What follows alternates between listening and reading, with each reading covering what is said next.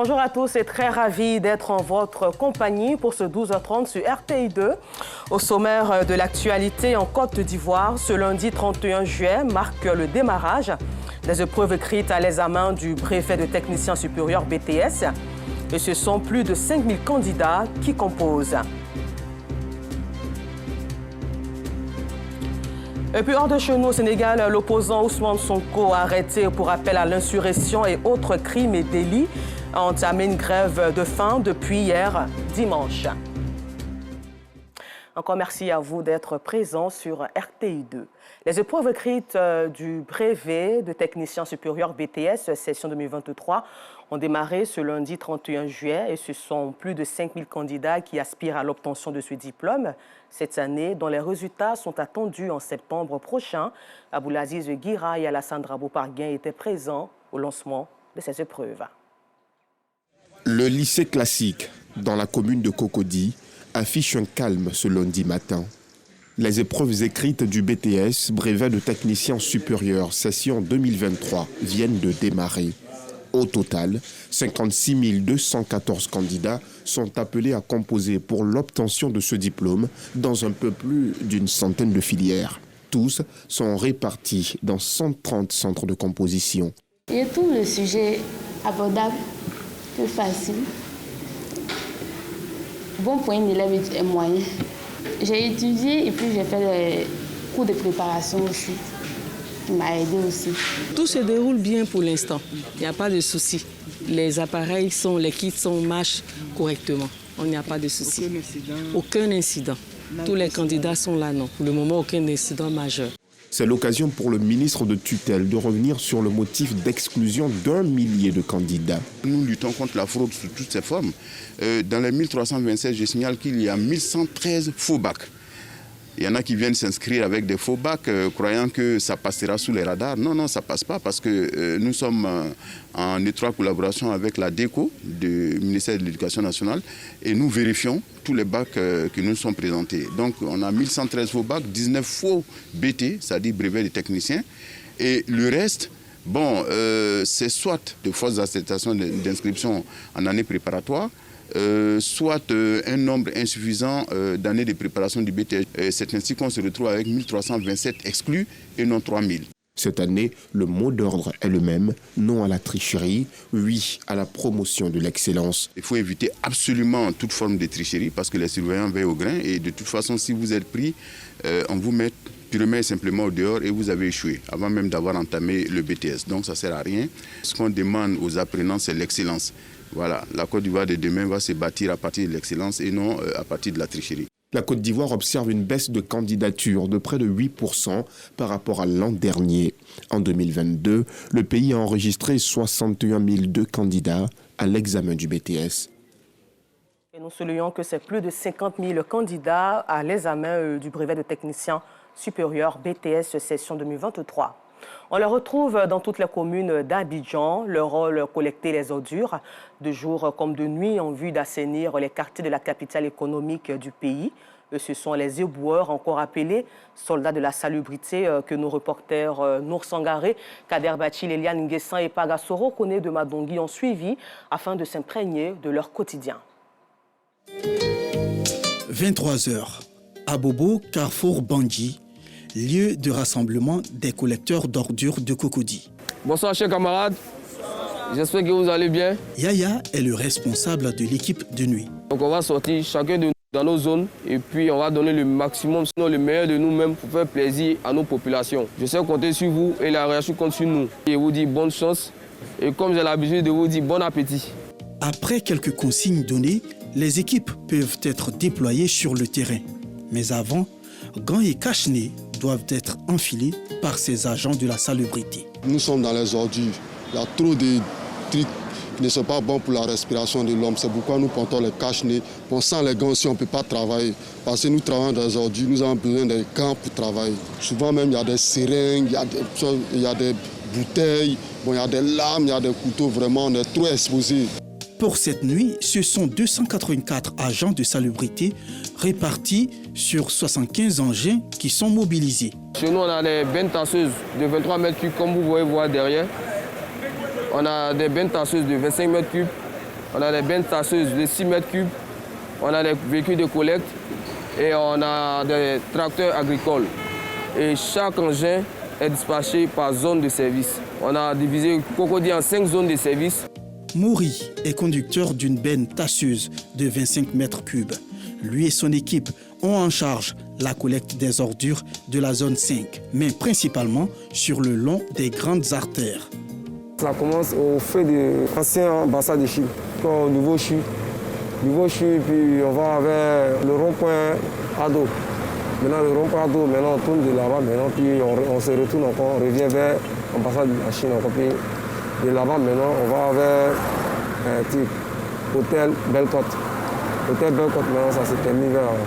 Une collecte qui n'est pas sans difficulté. La population, la manière de déposer les ordures, souvent, c'est très difficile à prendre. Au lieu de déposer ici, côté droite, on dépose ici côté gauche, au milieu de la route. Donc, quand c'est comme ça, pour prendre là, vraiment, ça crée des embouteillages. Puis souvent, il y a certaines personnes qui viennent même, il y a d'autres qui ne sont pas polis avec nous, il y a d'autres qui nous parlent mal, il y a d'autres qui nous incitent.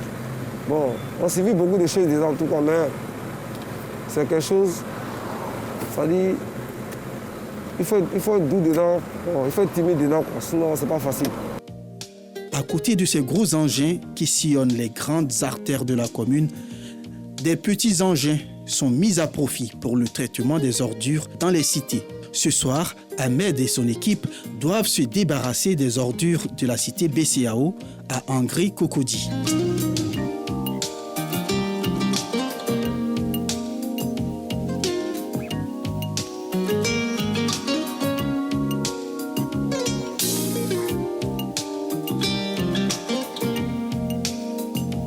Une fois la collecte terminée, avant de quitter la cité, ils doivent soumettre un document au vigile pour marquer leur passage. Il y a des gens de la cité qui se plaignent pour dire que non, les cités n'arrivent pas à être traitées. Donc c'est pour ça que nos patrons ont mis ça en vigueur. Avant si on finit de traiter la cité, en sortant, on remet au vigile pour qu'ils puissent signer. La nuit comme la journée, si vous finissez de traiter la cité, on les remet signe simplement et puis on sort. Les ordures collectées dans les différents secteurs par le service de nuit sont acheminées ici, au centre de groupage du carrefour Bangui à Abobo.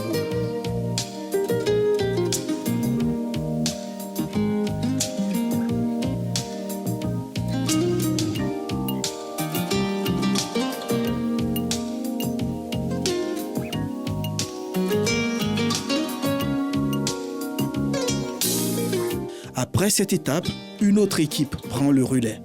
Elle se charge du convoyage des ordures regroupées au centre de transfert. Mais avant cette étape, les camions chargés des déchets doivent être couverts.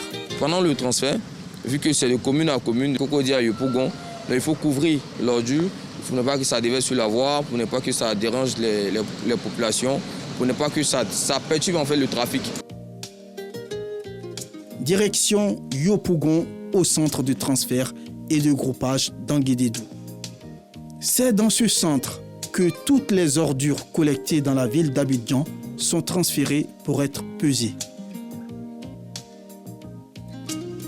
Dans cette station de pesage, chaque opérateur en charge de la collecte des ordures dans les communes d'Abidjan a un représentant. Niakale est le représentant de celle de Cocody. Dans la dite commune, ils doivent collecter entre 700 et 900 tonnes d'ordures au quotidien. Quand on finit, on a un point général on transmet à nos représentants. C'est la façon du paysage qu'on fait le paiement. On a un rendement à donner à nos responsables. En Guédédou, après pesage, le contenu de ces camions à ordures est transvasé dans des camions plus grands. Des camions qui se chargeront d'acheminer les déchets au centre d'enfouissement technique de Kossiouin. En contact régulier avec les ordures aux odeurs nocives, nombreux sont ces agents de salubrité qui s'exposent aux maladies de tout genre, selon Roger Oulaye, chef de service hygiène générale à l'Institut national d'hygiène publique, INHP. Ils sont susceptibles d'attraper les maladies qu'on appelle communément les gastro-entérites, le choléra, les salmonelloses au niveau de la peau. Ils sont donc susceptibles d'attraper les maladies de la peau qu'on appelle généralement les dermatoses. Ils sont aussi susceptibles d'attraper des maladies qu'on appelle communément le péril fécal, les maladies du péril fécal. Il s'agit des maladies comme la fièvre typhoïde et puis les parasitoses. En quatrième lieu, on a les maladies qu'on appelle des infections respiratoires. Ce sont les rhinopharyngites, qu'on appelle généralement le rhume, les angines, les otites, donc les problèmes au niveau des oreilles, et les bronchiolites, c'est la toux sèche, la toux grasse, et les essoufflements, et puis toutes sortes de pneumonies. Pour éviter ces maladies, le respect des règles d'hygiène et les vaccins pour eux s'avèrent nécessaires. Arriver au travail, qu'ils enlèvent les tenues de maison, qu'ils portent les tenues de travail. Les épis, c'est-à-dire que les équipements de protection individuelle, à savoir les bottes, les gants, les masques panoramiques, voilà. Et avant de commencer le travail. Et pendant qu'ils sont en train de travailler, il faut qu'ils évitent, au cours du travail, de pouvoir toucher à de la nourriture. Il faut qu'ils attendent après le travail, s'ils enlèvent les tenues de travail, ils enlèvent les gants, qu'ils se lavent les mains. S'ils ont une vestiaire qui se lave, ils portent les tenues de maison avant d'aller vers la nourriture.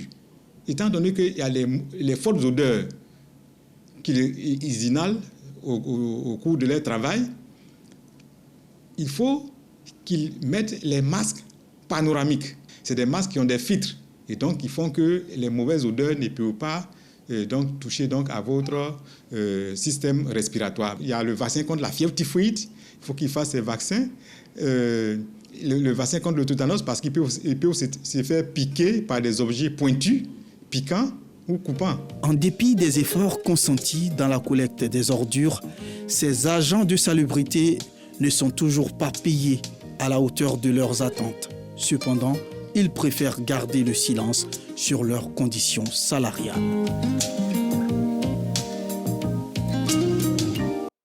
Le dossier dans l'univers des soldats de la salubrité de Nou Sangaré, commenté par Clément Boko, est aussi à revoir sur RTI Info. Et toujours avec Clément Boko et Aboulaziz Guira, cette fois-ci dans la commune d'Abobo, un ravin situé aux encablures des habitations de la cité Concorde empiète sur le bon vivre qui règne dans le quartier. Les riverains appellent donc à l'aide face à ce trou béant qui ne cesse d'accroître des mesures au fil du temps. Et pour parler de la sensibilisation au vivre ensemble, l'association Femmes d'Afrique, en collaboration avec l'ONG L'Arme de Joie, a organisé le week-end dernier une cérémonie d'hommage aux personnalités et personnes ayant contribué efficacement au développement harmonieux de la commune d'Adjamé en général, de la cité Rane en particulier. Une cérémonie qui a enregistré une présence massive des autorités municipales d'Adjamé et qui a eu pour enjeu majeur la reconnaissance et la récompense des agents de développement. Et c'était au quartier Cité Rane de la commune d'Adjamé en présence de Yacouba Koulibaly et Clément Boko. Hors de chez nous, nous vous le disions en titre, au Sénégal, l'opposant politique Ousmane Sonko qui a été arrêté vendredi et mis en cause pour appel à insurrection et autres crimes et délits, a annoncé sur les réseaux sociaux avoir entamé une grève de la faim hier dimanche. Les Centrafricains se sont rendus aux urnes dimanche lors d'un vote très attendu pour une nouvelle constitution qui supprimerait les limites du nombre de mandats présidentiels. Les dépouillements ont démarré ce jour. Et pour terminer au Niger voisin, après des manifestations hostiles à la France dimanche à Niamey, l'Union européenne hausse le ton face aux putschistes et affirme qu'elle soutiendra les sanctions prises par la CEDEAO. Dans le même temps, la junte affirme que la France a pris contact avec l'armée nigérienne pour envisager une intervention. Encore merci à vous et bonne suite de programme sur RTI 2.